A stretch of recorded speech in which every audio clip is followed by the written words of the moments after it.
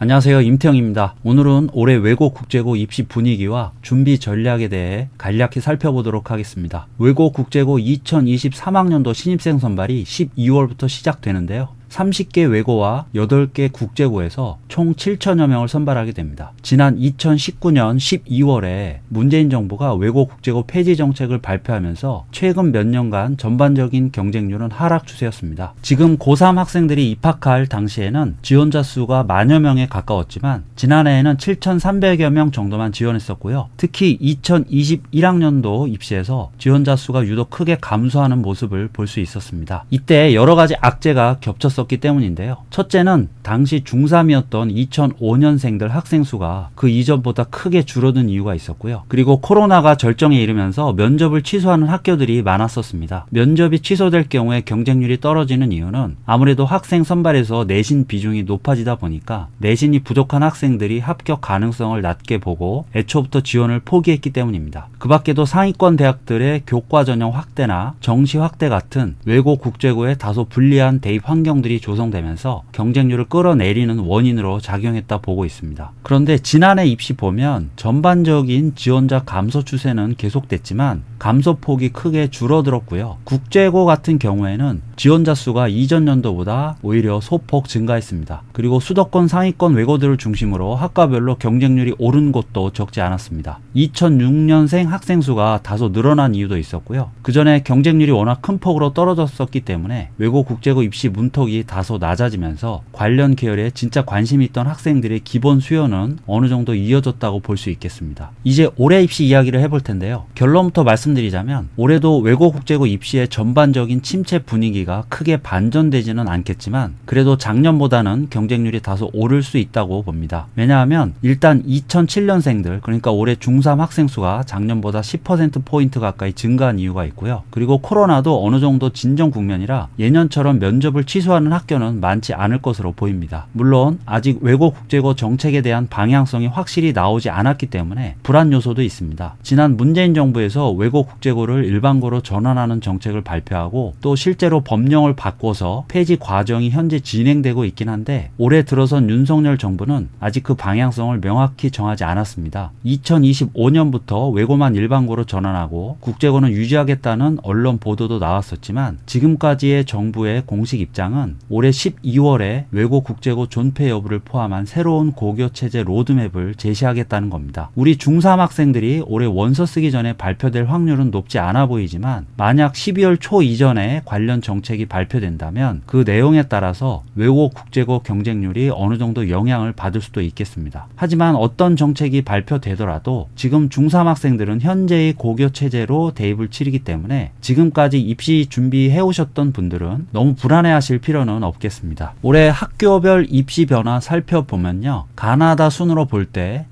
강원외고, 경기외고, 경남외고, 경북외고, 고양국제고까지는 작년과 크게 다르지 않을 예정입니다. 고양외고는 일부 모집 단위에서 정원이 늘어났는데 경기 지역 다른 외고들 중에도 모집 정원 늘어난 곳이 있습니다. 아무래도 정원이 늘어난 곳들은 경쟁률 상승 압박이 줄어들기 때문에 1단계 통과가 더 수월할 수 있겠습니다. 과천외고는 지난해와 동일하지만 김포외고도 역시 모집 인원이 20명 이상 증가했고요. 김해외고, 대구국제고, 대구외고, 대원외고까지 지난해 입시와 크게 달라진 점 없었습니다. 대일외고는 모집 단위의 변화가 있는데 지난해 대원외고처럼 영어과를 없애고 독일어과와 스페인어과의 정원을 늘렸습니다. 뒤에 말씀드릴 한영외고도 마찬가지인데요. 이렇게 서울 지역 외고들이 영어과를 없애고 다른 학과 인원을 늘리고 있는 이유는 외고 영어과의 경우 영어 수업 비중이 워낙 높다 보니까 교육청에서 요구하는 국영수 수업 시수 제한을 맞추기가 힘들기 때문입니다. 그 밖에 다른 이유들도 있겠지만 표면적으로는 이런 이유가 가장 큰 것으로 보입니다. 하지만 외고 다른 학과라 할지라도 영어 수업은 기본적으로 일정 시간 이상이 편성되기 때문에 여전히 외고에서는 영어가 비중이 큰 과목이고 영어를 잘하고 좋아하는 학생들이 외고를 선택하는 데 있어서 특별한 변수가 발생한 것은 아니라고 봐도 되겠습니다. 특히 영어과를 지원하고 싶었던 학생들은 설사 영어과로 들어갔어도 어차피 제2 전공으로 다른 언어를 선택해야 했으니까 영어과 없어졌다고 너무 실망하실 필요 없이 자신의 제2 전공으로 생각했던 언어 학과에 지원하시면 되겠습니다. 대전외고는 지난해와 입시 크게 달라진 점 없고요. 동두천 외고는 학과별로 두세 명씩 정원이 약간 늘었습니다. 동탄국제고 작년에 1단계 선발 인원을 2배수로 늘렸었는데 올해도 그대로 유지하고 있습니다. 서울 명덕외고 큰 입시 변화 없고요. 인천 미추홀 외고도 1단계 선발 인원을 지난해 1.5배수에서 올해는 2배수로 늘렸습니다. 경쟁률이 작년보다 다소 오른다 해도 1단계 통과는 큰 문제 없을 것으로 보입니다. 반면에 부산국제고는 1단계 선발 인원을 작년 2배수에서 올해는 1.5배수로 줄였기 때문에 1단계 탈락자가 적지 않게 발생할 것으로 보입니다. 부산외고, 부일외고, 서울국제고, 서울외고 큰 변화 없고요. 성남외고 모집 정원 학과별로 한두 명씩 늘어났습니다. 세종국제고 큰 변화 없고요. 수원외고도 성남외고와 마찬가지로 모집 정원이 학과별로 한두 명씩 늘어났습니다. 안양외고도 정원이 약간 늘었고요. 울산외고, 이화외고, 인천국제고, 인천외고, 전남외고, 전북외고, 제주외고, 청심국제고, 청주외고, 충남외고까지 작년과 크게 달라진 점은 없었습니다. 각 학교 학과별 최근 경쟁률 변화는 화면 참고하시면 되겠습니다. 마지막으로 서울 한영외고, 아까 말씀드린 대로 영어과를 없애고 영어과 인원을 다른 학과들로 골고루 분산시켜 선발하게 됩니다. 이렇게 전국 38개 외고 국제고 전형 변화 간단히 살펴봤는데요. 대체로 최근 경쟁률이 비교적 낮은 편이고 미달이 발생한 모집 단위도 많았기 때문에 올해 약간의 경쟁률 상승이 있더라도 대부분 학교에서는 1단계 통과까지는 크게 어렵지 않을 것으로 보입니다. 그렇기 때문에 올해 외고 국제고 준비하시는 분들은 작년 선배들과 마찬가지로 내신이 다소 부족하더라도 너무 걱정하지 마시고 남은 기간 자소서 면접 준비 잘 하시면 최종 합격을 기대해 볼 수 있겠습니다. 특히 올해는 대부분 학교에서 면접을 정상적으로 진행할 확률이 높기 때문에 면접 대비에 가장 많은 신경을 쓰셔야 하겠습니다. 외고 국제고 자소서 작성이나 면접 대비에 관해서는 과거에 제가 올렸던 여러 편의 영상들 참고하시면 도움되겠습니다. 오늘은 여기까지 하고 기타 입시 관련된 궁금증은 댓글로 남겨주시면 답변 드리도록 하겠습니다. 감사합니다.